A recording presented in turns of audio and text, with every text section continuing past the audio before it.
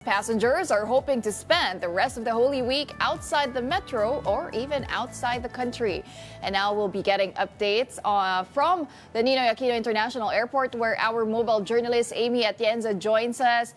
Hi Amy, good morning. Kamusta na ba ang mga pila sa check-in at immigration counters dyan sa NAIA T3? Good morning, Pauline. So far, payapa pa nga compared sa ine-expect na exodus na mangyayari ngayong araw dito sa NAIA Terminal 3. Pero kanina around 7:30 a.m., kita na natin na pumapasok yung mga tao para sa domestic flights. Doon sa international flights, wala pa masyado niyan.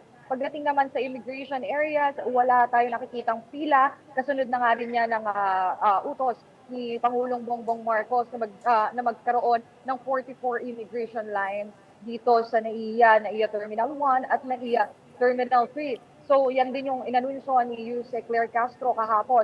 So far wala pa nagiging anomalya. Okay pa naman yung pila. Actually kung makikita mo dito ay hindi pa naman gaano karami yung taong pumapasok dito sa NAIA.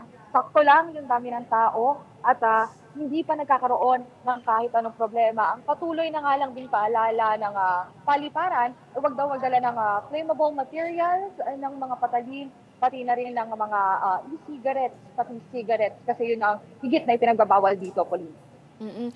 Pero Amy, anong oras ba inaasahan yung peak ng dami ng mga tao dyan ngayong araw? Mga around lunchtime daw, magsisimula na magsidatingan na yung mga tao dito, Pauline. Dahil nga may iba na nagtatrabaho pa at may ilang private schools din daw sa Manila na meron pang mga pasok up until 12 noon. So after niya, naabangan natin na mas marami pa nga yung taong dadating dito bandang hapon at around 800 flights nga daw, over 800 flights rather, yung inaabangan din natin dito for Holy Wednesday and around 150,000 passengers ang inaabangan para sa Holy Wednesday exodus dito sa NAIA Terminal 3, Pauline. So, Amy, bukas ba mas dadami pa ba ang tao? Yun ba yung tansya ng mga autoridad ng paliparan? Actually, inaabangan nila na sa mga susunod na araw, mas marami pa. At Good Friday nga daw yung tinatansya nila na may pinakamaraming flight dahil 851 yung flight na inaabangan nila para sa Good Friday at talagpas pa nga daw yan ng 150,000 passengers pagdating ng Biyernes. So yun yung busiest day na pinoproject nila. And Pauline, actually, ngayon pa lang Holy Week, ngayong taon, 1.14 million, 1.14 million na yung projected na people volume from April 13 to April 20 dito sa NAIA. So marami-rami talaga, mas mataas yan ng 14% compared last year dito sa NAIA Terminal. So, Amy, ilang oras ba dapat pumunta bago ang flight dyan sa NAIA? Usually kasi diba sinasabi pag international flight, 3 hours, pag domestic, 2 hours. Pero since may exodus nga tuwing Holy Week, ilang oras dapat ang i-allot ng mga babiyahe dyan sa NAIA?